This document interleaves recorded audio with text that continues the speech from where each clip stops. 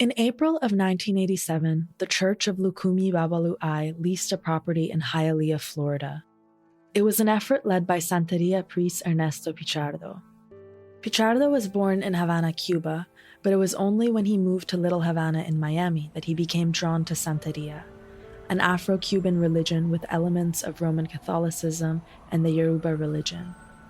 Despite social stigma against the faith from neighbors and friends at school, he was initiated at the age of 16, and only a few years later, he founded the Church of Lukumi Babalu'ai with his brother Fernando. The two brothers purchased a former garage in Hialeah in 1987, hoping to create a space where Santeria rituals could be practiced openly. Among those rituals were animal sacrifice. When the Hialeah City Council came across Ernesto's permitting application, they called a series of emergency public hearings.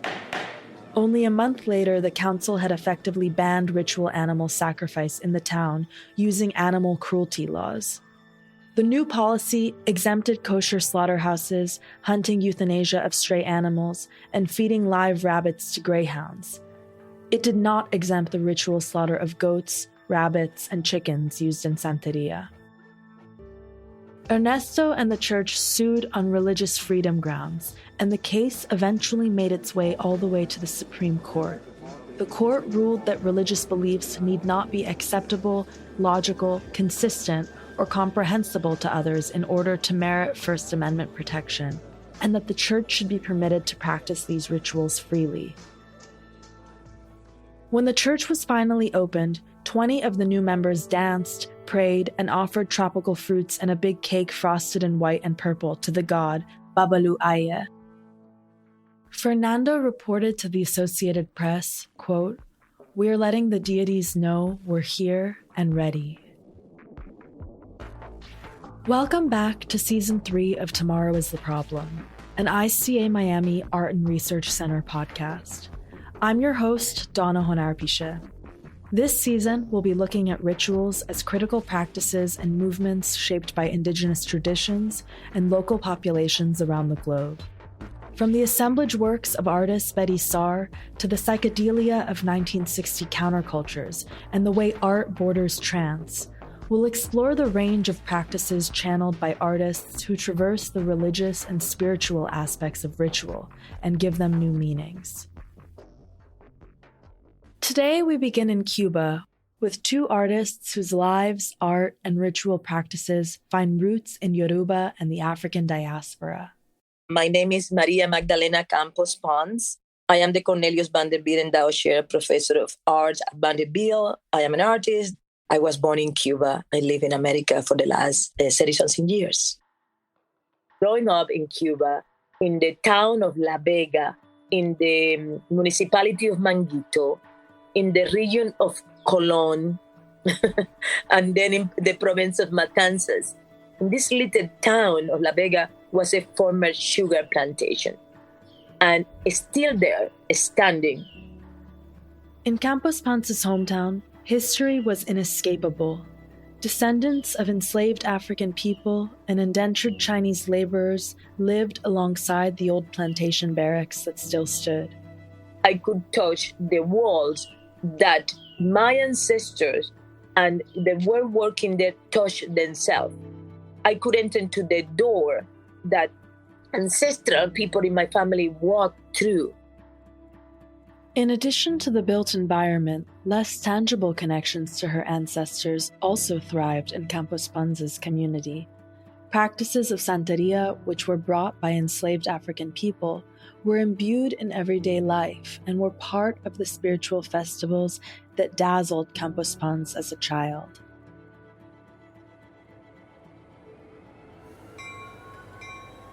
I remember seeing the train, stopping the train station, and from the backyard of my house, it was the former barrack, I could see people getting out of the train and seeing this procession of people coming to the celebration in this town.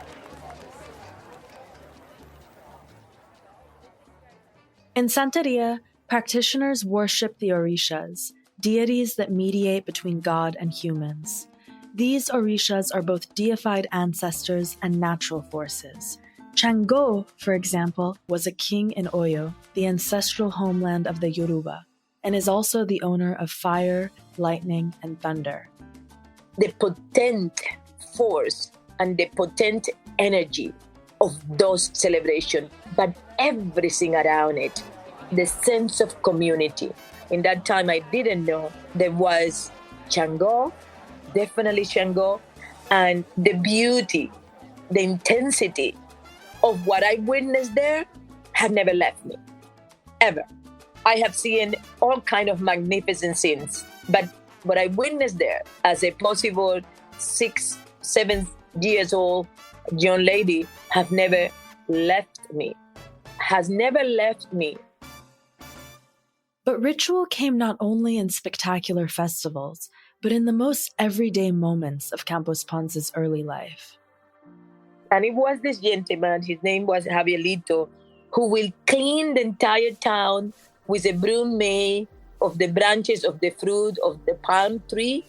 And he will do the same cleaning between the village of La Vega and the larger town in the municipality that was Manguito, that was 3 kilometers away. He was a street cleaner, but that was not his profession. That was his ritual. He was not paid for doing that. He was doing that by the good of others and the good of his inner soul, in which this gesture of cleaning his surrender for himself and other, day by day, time by time, continue, has an impact in everyone. I will never forget that. This act of cleansing with a broom is one of many rituals that Campos Ponce has explicitly referenced in her performance art. Her 2020 performance, When We Gather, featured her and 6 other women dressed in white gowns. Together, they surrounded a courtyard statue in the National Gallery of Art in Washington, D.C., and began a procession as they tied the material and metaphorical knots of their struggles and waved white flags in a sweeping motion, forging collectivity in their respective plights. In this day, give us permission to mark. This performance serves as a symbolic act of cleansing, grounded in Yoruban and other indigenous traditions of the U.S. and beyond. If I ever do a performance cleaning with a broom, it's an homage to him. A man, very petite, walking with his broom in his shoulder, because I saw that so many times. So for me, the introduction of the interesting in ritual is the result of a everyday domestic observation of people's life and people's stories, and especially my people.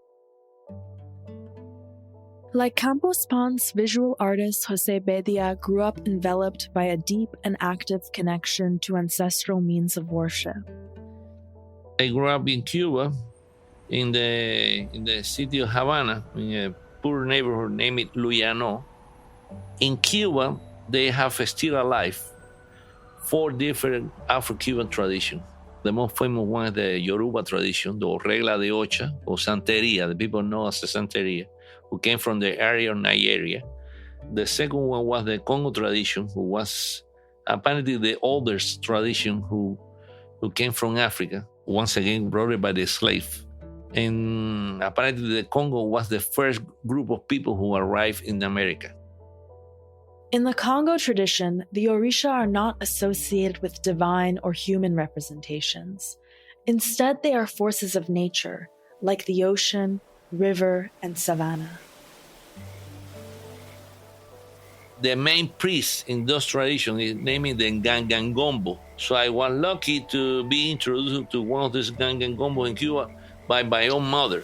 His name was Alberto Boicochea. He was my tata, my mentor in the Afro-Cuban tradition. My tata means like the godfather. He was an old black man. He had a great knowledge of the Afro-Cuban tradition. He shared with me many things. And I've been there in all the moment with the ceremonies that required. While being initiated in the Kongo religion, Bedia was also developing his skills as an artist. He studied art in Cuba from 1970 to 1981, but it wasn't until 1984 that his style would be changed by the influence of his spiritual godfather. I erase all kind of decoration things. I be more concentrating something more simple. But when I say simple, I don't mean easy. I mean something more condensed and concentrating something more basic to the basic form, to erase decoration, erase unnecessary things. And I start to draw just in black and white. Despite this influence, Bedia maintains a clear separation between his relationship to ritual and religion and his work as an artist. I don't think I do ritual for public. I do art, influenced by those rituals, but I don't do ritual. I do art. And I try to respect the borderline between one area and the other. The very important element of the things inspire me and influence me, but the result don't have nothing to do with ritual. Campos Pons, on the other hand, sees the role of the artist and the artist's creation as much more intertwined with ritual and spirituality. Threshold between art and ritual is a blur line, is a cross line, is a crossroad, and you could take every direction. It's a center point. A ritual is set itself in the center of the 7 directions of possibility of motion. In my idea of rituals, and in the rituals that I try to perform in my own work, is always calling of love, calling for healing, calling for cleansing. I am thinking in a small performance that I did with my student, Havana Biennial in Havana, was 2015. And it was very simple. We have a book. They have a very long line of fabric with a little bell in the end. I wrote questions in the book and in different page, and then close the book and pass it to anyone that is in front in that place and say, open a page and answer.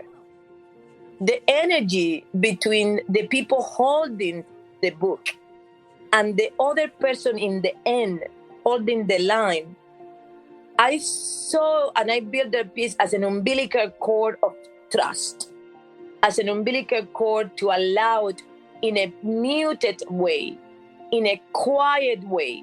As a matter of fact, my belief is that that was a healing moment for the person writing and the healing moment for the receiver. Either be myself or the student that were there communicating and letting people say things that eventually they will need to go and say aloud in the street. But in that moment, the safe place was the page of that book. And it was complicity and silent, but beautiful understanding. Rituals allow for place of trust, complicity, understanding, relief, opening of the soul, a space. Every time that a ritual is performed, everyone that is in it become part of that link and that lineage.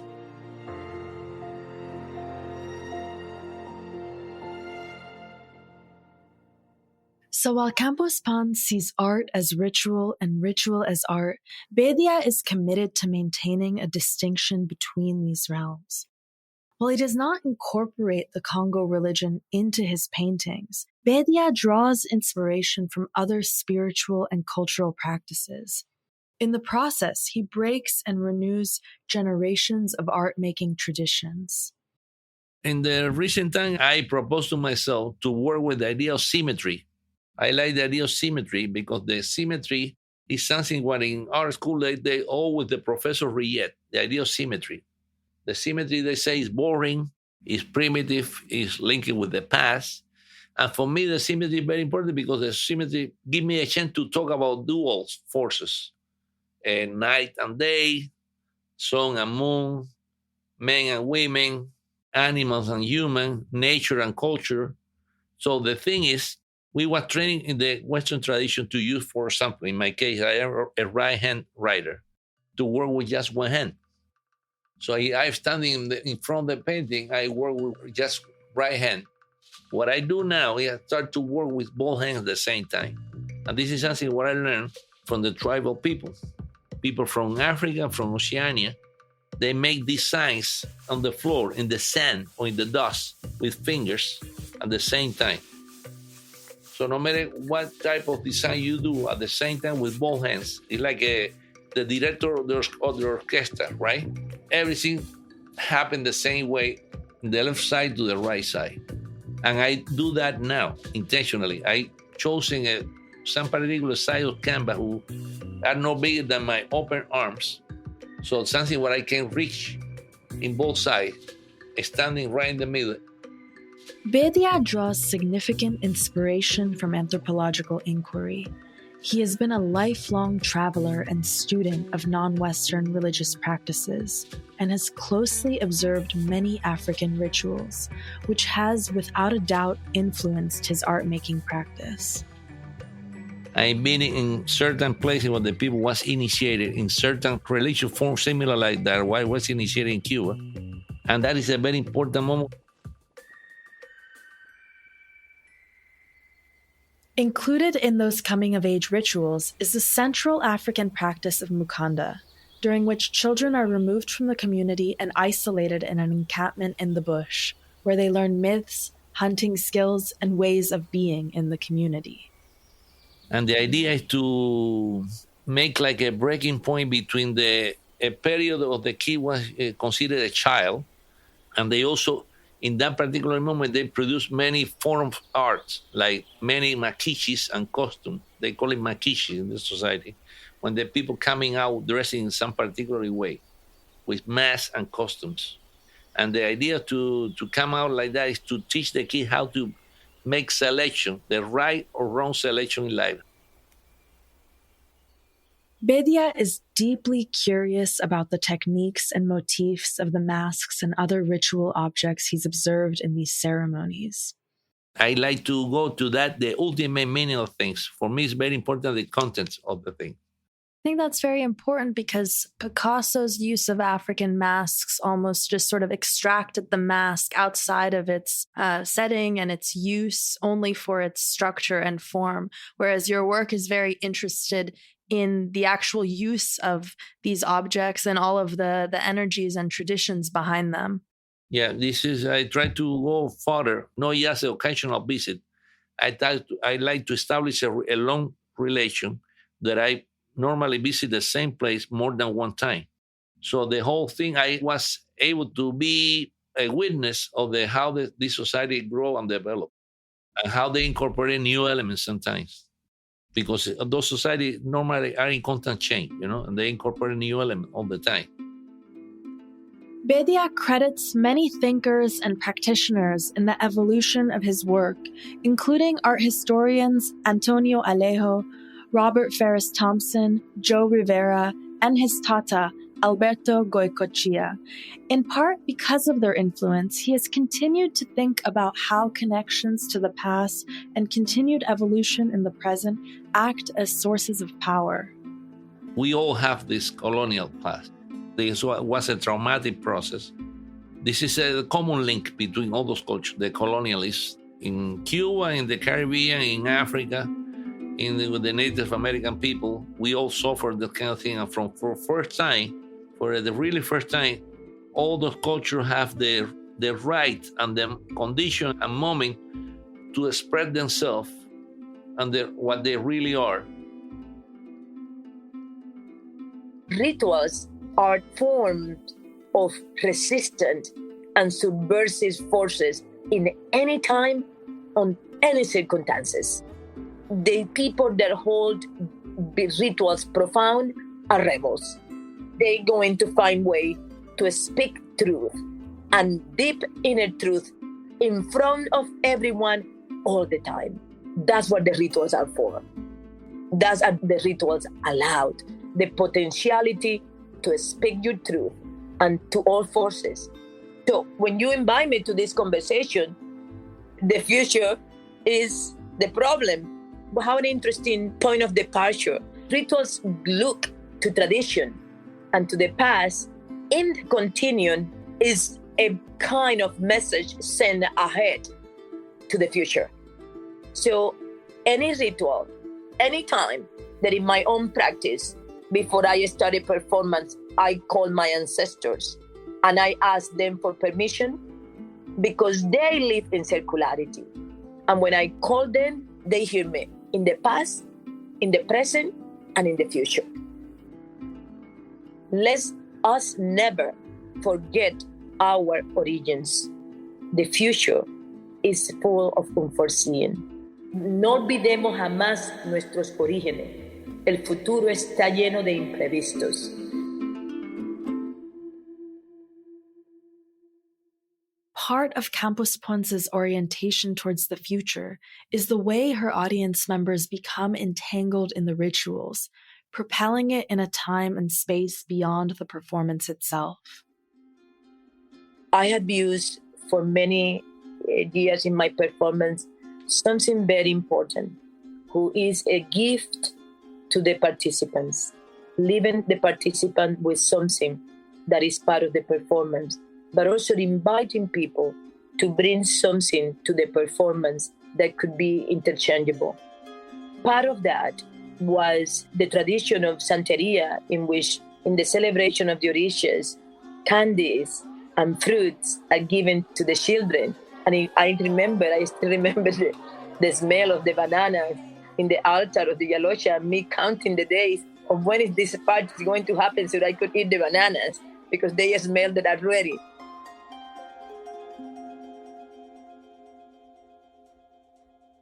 Campus Ponce draws our attention to Felix González Torres, a fellow Cuban artist whose work often functions as offerings to viewers.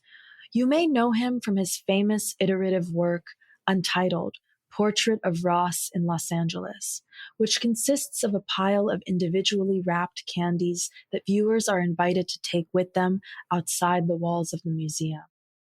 The 175 pounds of hard candy represents the weight of González Torres' partner, Ross Laycock, who died of AIDS-related illness in 1991.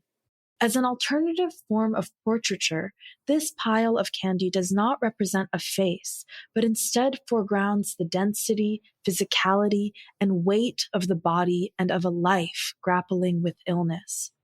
Many have interpreted the pile of candy as a metaphor for the deterioration of the human body, and its replenishment as a symbol of immortality created through a participatory ritual of remembrance and recreation.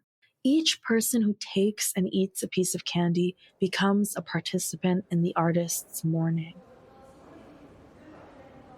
People discuss him always as a conceptualist and in a way of a minimalist, all of that. I think of him as a very Baroque artist, a very much in rituals, and very much connected with everything that was profound in Cuba.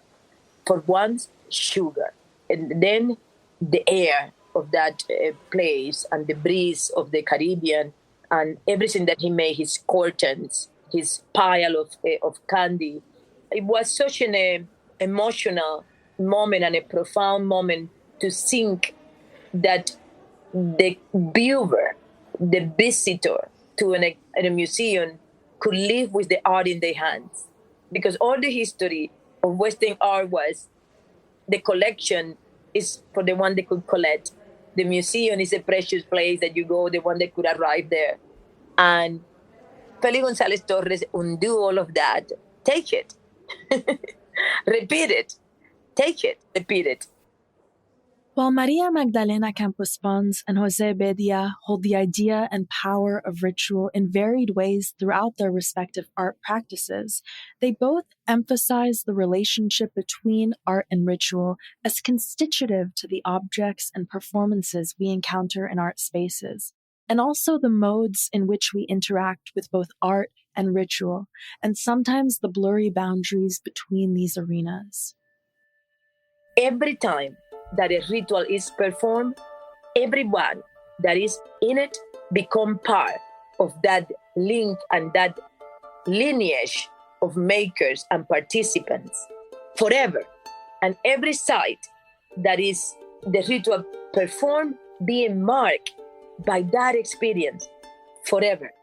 So it's a path of understanding and collective, and it's almost like every performance, every ritualistic performance is a small conspiracy for some troubleshooting for the future. If we, through rituals, to the kind of calling of the deeper soul and calling of the deeper energies that rituals could provide, if we could manage to create a collective energy, and I believe in that. In the decades since the court battle over the Church of Lukumi Babalu Aya's ritual practices, Santeria has continued to thrive in Miami. Its influence can be seen in the altars that dot the streets of Little Havana and the work of artists that have been exhibited in ICA Miami, like Carlos Alfonso, Christine Brash, and Betty Saar, who we will learn more about later this season. The border between art and ritual from Cuba to Miami will continue to foster new connections to our pasts and new understandings of our futures.